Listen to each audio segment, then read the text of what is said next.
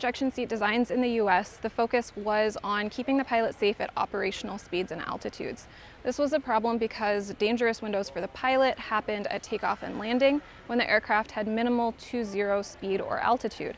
One of the worst ejection seat designs for this was in the F-104, which actually fired the pilot downward, which, kind of fatal when you're sitting on the ground. So the Air Force was obviously interested in coming up with a solution. They were looking for a 0-0 ejection seat, which would keep the pilot safe even if they were sitting in a stationary aircraft on the runway. The solution was to incorporate rocket propulsion into the ejection seat design, which would give the pilot sufficient clearance of the aircraft as well as sufficient height for the parachute to open and decelerate them before returning to ground.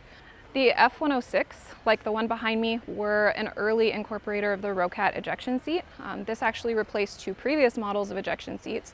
The one that came right before it was the B seat, which was actually safer for pilots at very fast speeds, but the incidents of needing to use ejections at those speeds were very rare.